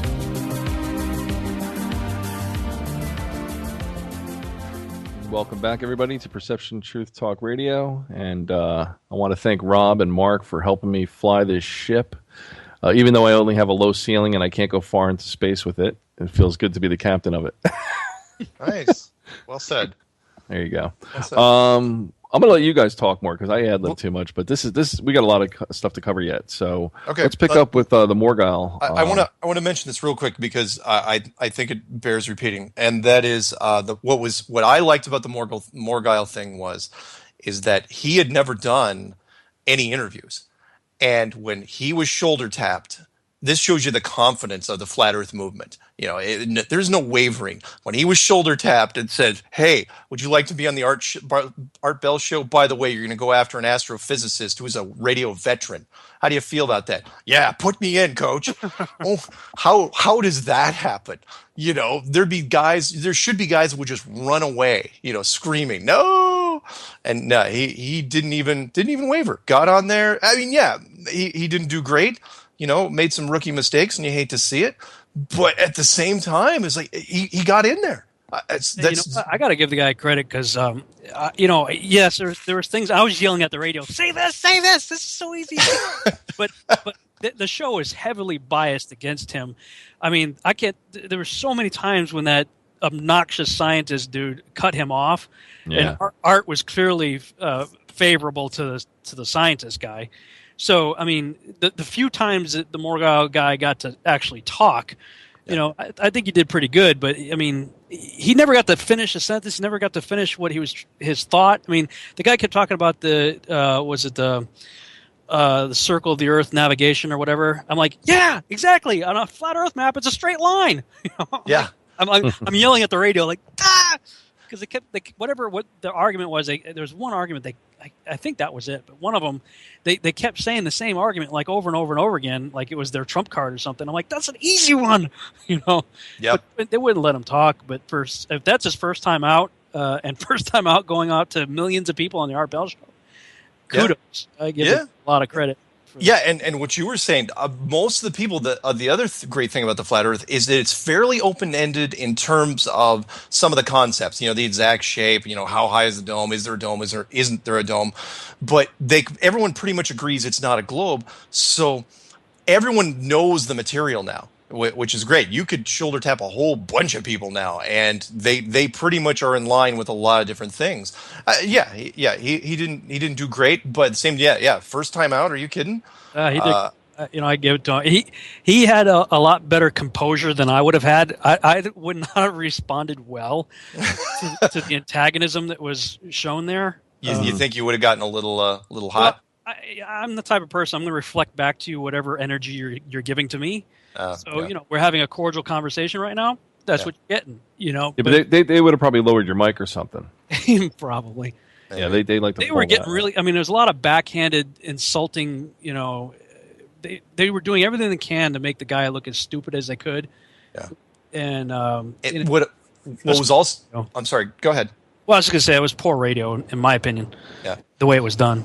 It was also interesting that out of all the interviews that have been done by everybody that's been doing this, that was really the first one that went after the topic itself. Where they, and I thought that was surprising. That up until now, that's another fun thing about this movement is that everyone that's been all the podcasts and everybody out there that's been doing stuff, they haven't been they kind of do what you kind of laugh at first, but then when you realize it's serious, then you're like, wow, this is really, really interesting, because they think it's brand new. They say this is really fresh topic. This is really exciting to talk about. It's like, it's the oldest topic there is. It's just that nobody's been bringing it up for 500 years. Well, that statement right there, 500 years, because I said the same thing. Yeah. If you go to my website, testingtheglobe.com, there's a new section that I started to work on, and I haven't been able to find the time to finish it yet, but the Gearing Up for Apollo section there. I got Architects of a Spherical World, Examining an Ancient Motive, and A Time of Change and the Death of God. Those are 3 blogs that I've written on it so far, and I've got the other ones in partial stages of completion. But what I came to realize, especially after reading Zetetic Astronomy, 100 Reasons Earth Not a Globe, and Terra Firma, Earth Not a Planet, Proof from Scripture, Fact, and Reason. These books were written at the end of the 1900s, or at the end of the 1800s and the beginning of the 1900s. So even as you're turning into the beginning of the 20th century, there were people out there taking a stand on what we would call the old school belief. Now, it is true in academia, because the sciences from the time of probably from Copernicus forward, certainly after Newton, started to get heavily skewed into the gravity model, the heliocentric globe model, and all that. And the more it started getting pushed in various forms of education, it's just pumping out children after children. That's all they've ever known. So that's where it sort of took over. But it really wasn't a cut and dry case for the past 500 years, I'm finding. There was still a remnant of the voices crying in the wilderness, kind of like, we're doing now, right into the beginning of the 20th century. Where they were just hanging on. Yeah. And you're right. I probably shouldn't. Let me rephrase part of my statement there. The map that I initially gravitated to was, and I don't give him enough credit, was the Orlando Ferguson map of 1830. Where, he was a big flat earth guy, and said that, it was shaped sort of, I'm not supposed to say roulette table anymore because of that whole numerology thing, but it had some warps and curves, but it was basically a flat model, and he was really preaching it and pushed it out there. So yeah, you're right. There's always been some people talking about it. But up until now, it hasn't, but the media never really, paid any attention to it, even alternative media. And now it is. Go ahead. With that Gleason standard map, 1892. Oh yeah. That one absolutely blew me away, because that's pulled from the Boston Library. Yep. This is like a government, it appears to be sanctioned map, new standard map of the world, and right at the top of it, it says of the projection of the Earth, and it says scientifically and practically correct as it is. It's right at the top of the map. Yeah. 1892, government-sanctioned map. You're like, what? Yeah, you're right. There's copies of these, and again, the internet misses nothing. It's great that it sticks. Once somebody, all it takes is one person to find a little nugget like that, and they put it out there, and then it just spreads like wildfire. Which is great. I have a couple copies of that map lying around, which is fantastic. Oh, I've got to ask you, Rob.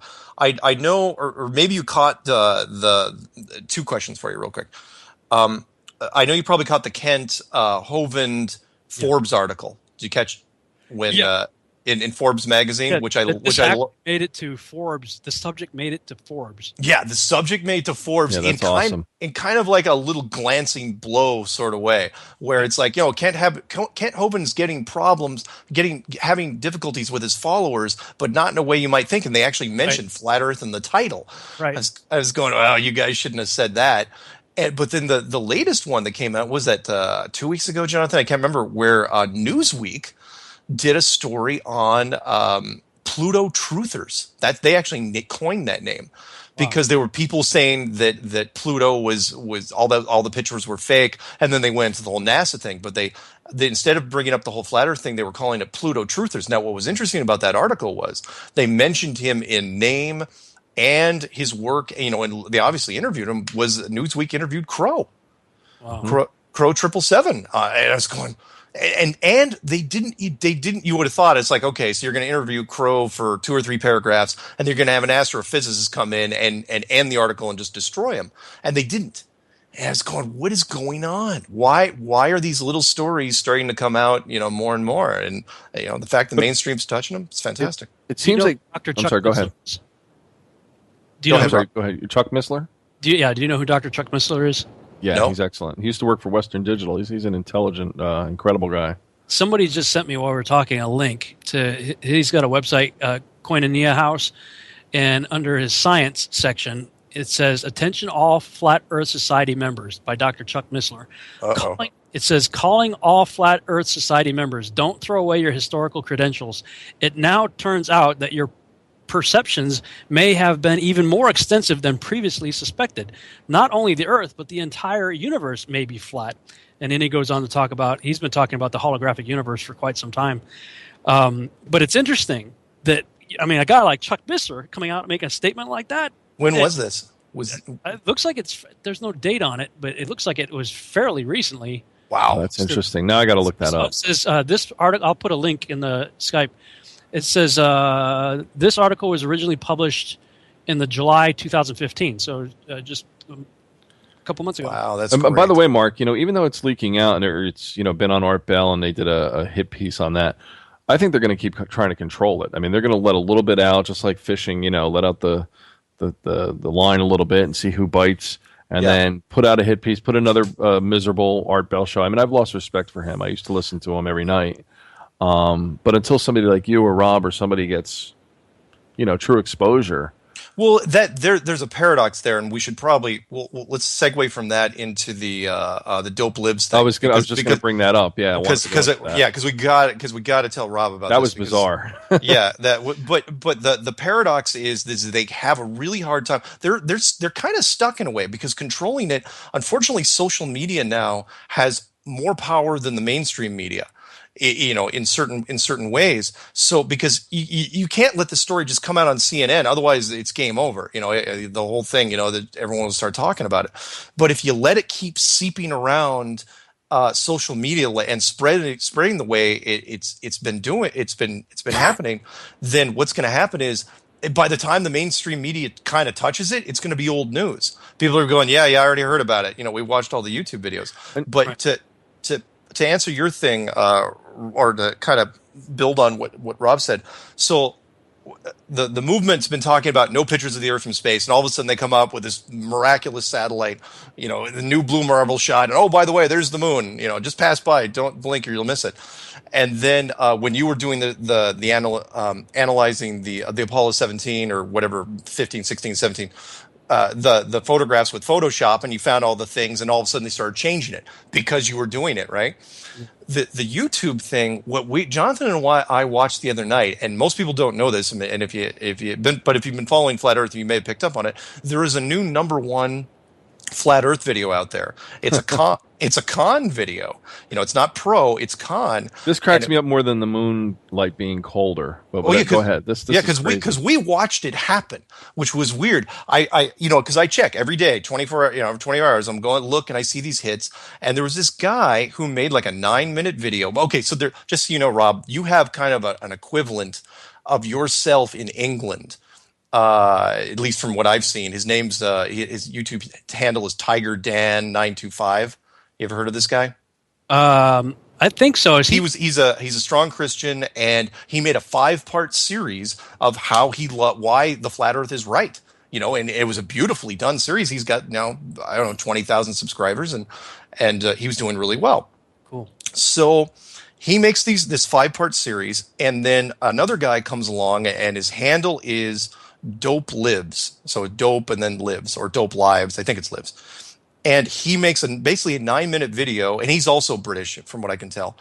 And he just starts, and the whole thing is just him laughing over so he's showing Tiger Dan's video, and he's just laughing over how those irritating people, it's, he's just cackling over everything, and any flat Earth proposal, he's just laughing at it. Now, that part isn't interesting. What was interesting was it was getting a whole bunch of hits. Now, this guy did have 100,000 subscribers, no question. But every video he's made over the last, 3-4 months, and you can look this up if you want, is getting maybe 1,000 hits, 2,000 hits. Basically, he's running at about 1 or 2% retention. He was a big deal like 5 years ago, but not so much now. But he was getting a whole bunch of hits. And I was looking, and I thought it was really interesting. So I sent Jonathan an email. I go, look at this guy's video. It's been out 13 hours, and it's got 90,000 hits. Yeah, right? I'm like, what are you talking about? It's like at 150,000. Exactly. Like, what? I sent that email, and I go to get to the kitchen to get some food, right? And I'm eating. I finish my food. It did not take long. And I come back, and Jonathan says, what are you talking about? It's 150. You mean the one with 150,000 hits? And I'm going, wait a minute. And we look, and it just keeps going up. And a constant 95%, 96% thumbs up rating. And with these disproportionate amount of comments. The duration. Yeah, I'm looking for it. What's it called? His channel is Dope Lives. Dope Lives. Well, you don't even have to do that. Is it Dope Lives or Dopey Lives? Dope Lives. You don't even have to do that. Just type in flat Earth and set the filter to nothing. Yes. And you'll see it. It'll be like number 2 or number 1. It'll be number 1. But the point was, here's what happened. There was a point there where I'm just staring at this thing. I'm just getting angrier and angrier because I could see what's happening.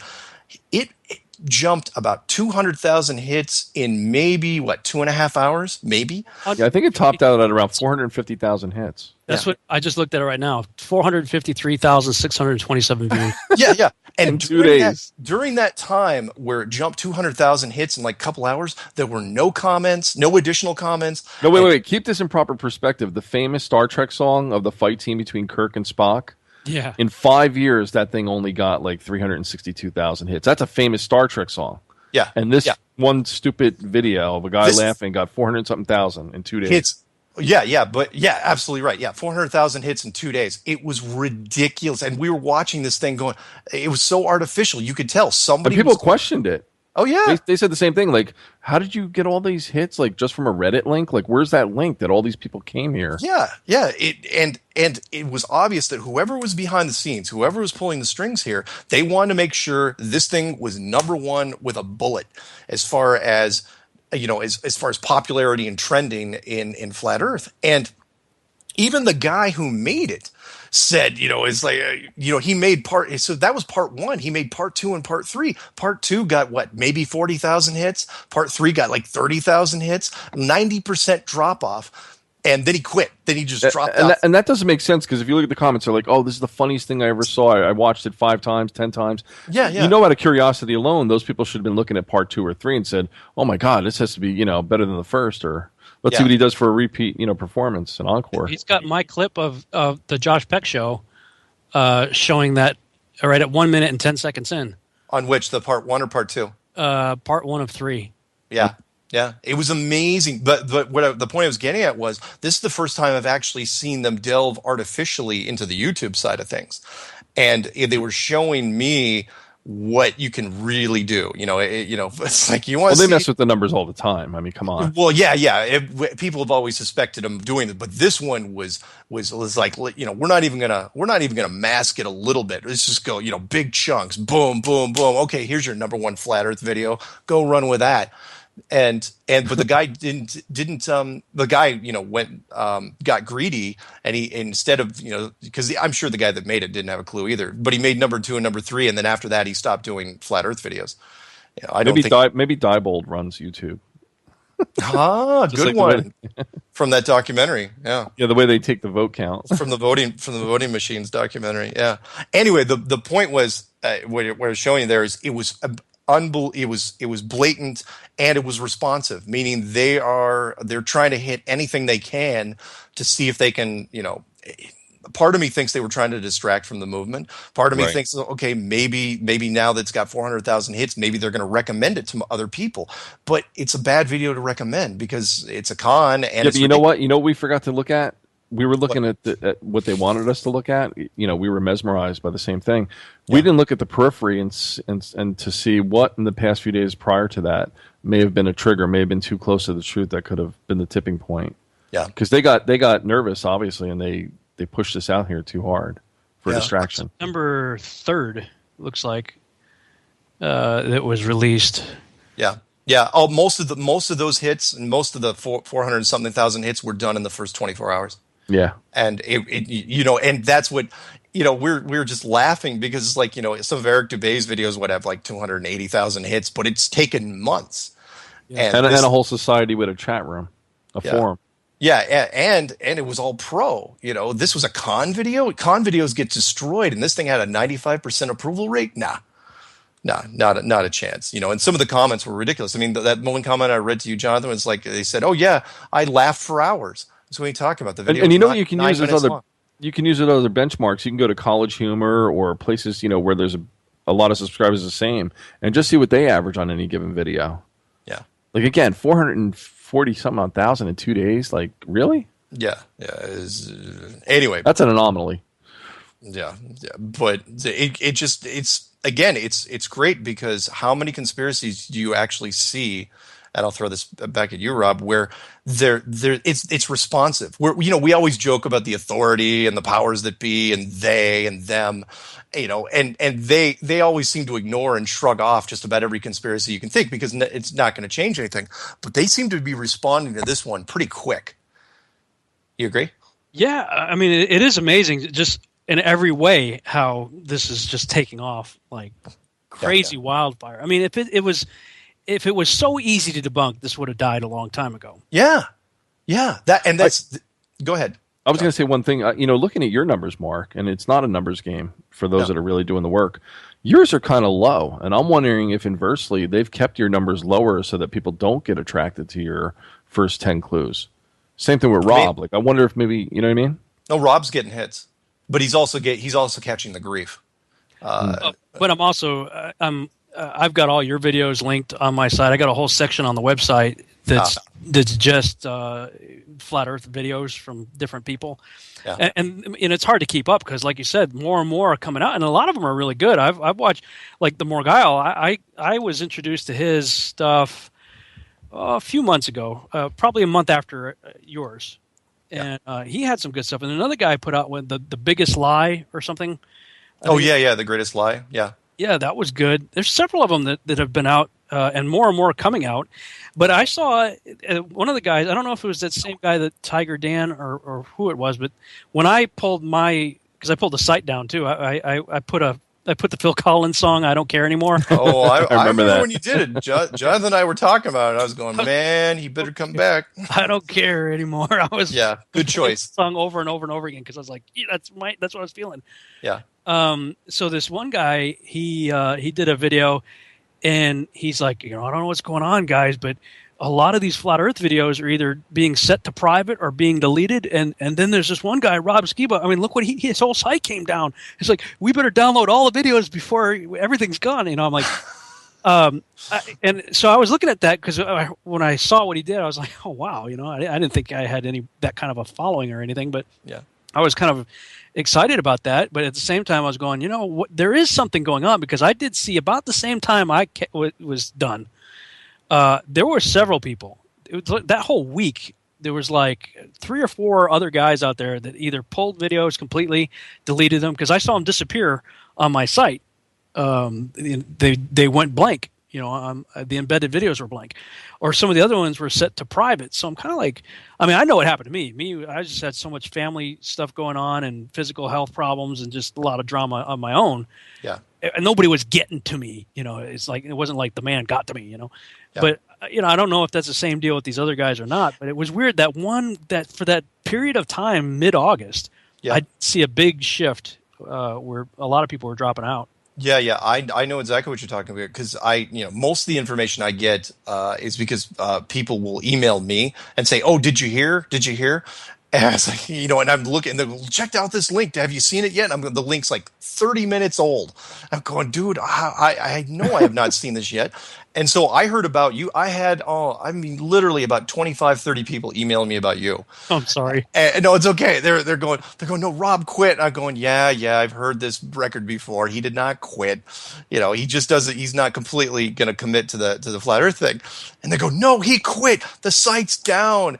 And so at the same time, a couple other people were coming out and saying, no, there's stuff I heard the same thing you did, and there's stuff being pulled down. And sure enough, when I go through, because every once in a while I'll go through my liked section, I've got one liked list, and I start going through it, and there were a bunch of deleted or private videos in there. And I thought, well, that's kind of odd. And I didn't know who they were, obviously, because they were already killed off. But I thought that was really strange. Now, did there seem to be some thinning of the ranks? Yeah, some, but I don't know if it was a coincidence or, because all the bigger players, from what I can tell, nobody dropped out. Yeah. So, but yeah, your timing couldn't have been worse. Because but during that time, I actually ended up connecting with Matt Boylan, and we had some interesting dialogue kind of behind the scenes. He doesn't believe in the dome thing. Yeah, I know. He believes in the infinite plane, but I say, what? Because he thinks, you've got a really small God if, God just created this little Truman Show. Sure. I said, well, no, there's nothing that says that he couldn't have created more Truman Shows. I mean, what if what if your egg crate idea is every bit as legitimate as you want it to be, but they just have domes over them? Yeah. And there's the scripture in John 14:2. It says, "In my Father's house," Jesus is talking, "in my Father's house are many mansions." The Greek word there is monē or something like that, dwelling places. If it were not so, I would have told you. So let's just say that there aren't more dwelling places just like this one. We're down to the last few seconds of the show, but Mark, is there a chance we can talk to Rob again on Saturday night? Because this is awesome, and there's more to talk about. Absolutely, we're going to talk to Rob again on Saturday night. You up for it, Rob? Yeah, man. Yeah. All right, okay. So we're going to do Strange World. Go ahead, Jonathan, take us out. Yeah, no, I just want to thank everybody for the first live show. I had 2 incredible guys with me to make it spectacular, and yeah, we're going to cover a lot of topics like this. Next time we'll have call-ins. We'll set that up soon, so all the wackadoos out there listening can call in. Rob, 5 seconds. Any last words? Well, I would just say, do your own investigation. Don't just push it off. All right. Thank you, everybody. We'll see you soon.